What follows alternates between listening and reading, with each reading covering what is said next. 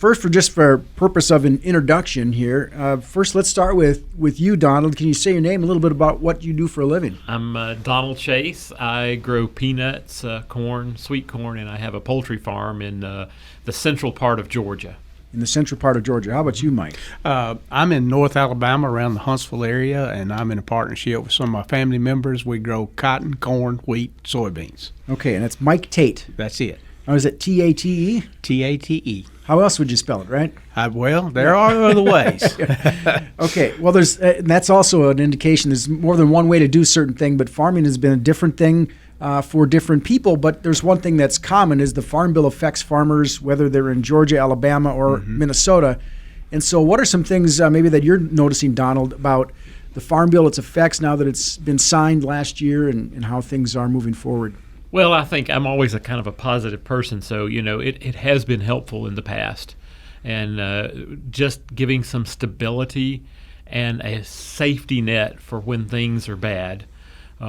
Things are pretty tough on the farm right now. Commodity prices across the board, including peanuts and cotton, are depressed, and so it helps us in some of these tougher times to try to make a decent living.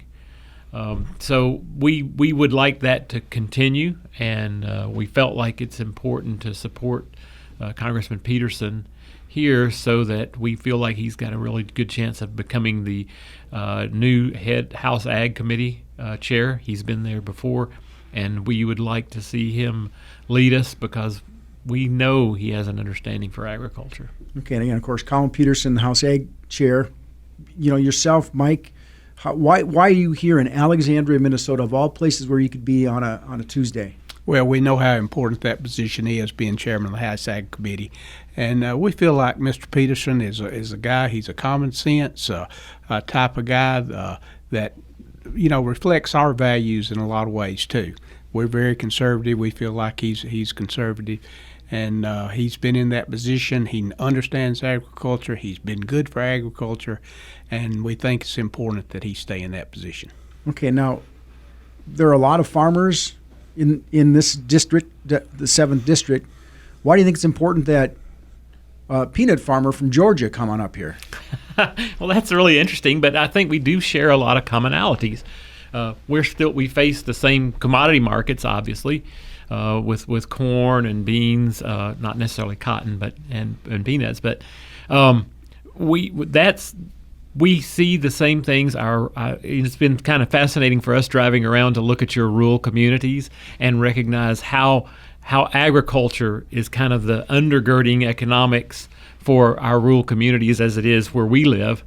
And, we just feel like there are a lot of similarities that we have with farmers actually all across the country. Farmers, I think we're pretty much wired very similarly. Okay, what size of operations are we dealing with here, Mike? Do you have a pretty large operation? Yeah, well, I'm in a family partnership, so there's 4 of us in the partnership. We farm about 7,000 acres. Okay, so a pretty sizable operation, obviously. Fairly sizable, yes. So your impact, how about with the global market and some of the things with China and trade, all that impacted? Especially as a cotton farmer, as a soybean farmer, the trade impacts have been great. And they haven't been good, as everyone knows, and that's affected this part of the country too, just like it has everywhere. So those are all concerns for us, and that's why this safety net program is so important to us. It's not that we're necessarily competing with farmers in our country or in other countries around the world, but we're competing against a lot of times those governments and what happens in relationships between those governments, and that's when those difficult times can hit us. Okay, well, let's talk a little about coronavirus, that impact on farming, because who'd have thought that virus would impact? Here we are in August, still talking about it. Yeah, it's been I also have a roadside market, and I've seen something really interesting this year, that people are purchasing food to prepare at home more than they are eating out, which is really tough for the restaurant industry, I understand, but that was reassuring as someone who had a small road. I see a lot of fresh sweet corn here. I grow sweet corn in Georgia, and it was a banner year. Peanut butter consumption is actually up, but the prices that we see haven't reflected that. So we're hoping that we're hoping that people recognize maybe during this coronavirus that agriculture and having a good, stable food supply is more important than ever. Let's get back a little bit to the kind of the reason here, and again, the support you have for Representative Peterson, a Democrat in a very Republican-based district, is somehow kind of that blue dog Democrat kind of thing that has gone through. Would it, if someone is pro-farm, would it matter Democrat or Republican to you, or do you think it matters, Mike? Well, with our farm organizations, we try to be nonpartisan as best we can, because we need friends wherever we can find them. There are so few of us left out there that we have to cultivate those relationships where we can. And there also, another thing is, there are so few of our congressmen that really have a good understanding of farms and farm policy. So when we have someone that we know has that understanding, he becomes important to us.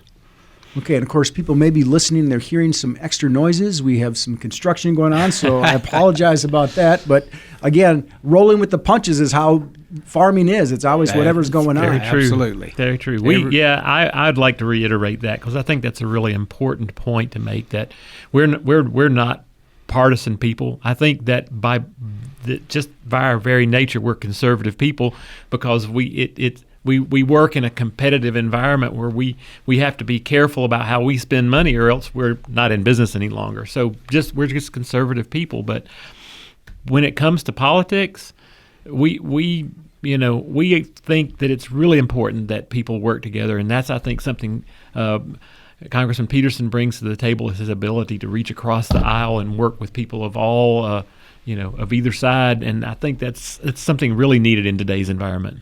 If there's anything that you want to leave here with people knowing, what would it be, Mike? Well, we just want the people here in Congressman Peterson's district to understand that he is important for the agricultural industry and to rural communities all across this country in the positions he's in, and consider that when you go to the polls. Okay. And how about you, Donald? Mike couldn't have said it better. I mean, I think that's really the thing, is just as you're making your choices this fall, think about what's good for rural America and farmers in particular. And we hope you would choose Congressman Peterson. Okay, well, I will look at peanuts and cotton a little bit differently now, knowing we've got some producers here in our state, and we appreciate you stopping in. One more thing. Just keep on buying that peanut butter. Thank you so much for the opportunity. Thank you. Yes, it's a pleasure. All right. Thank you.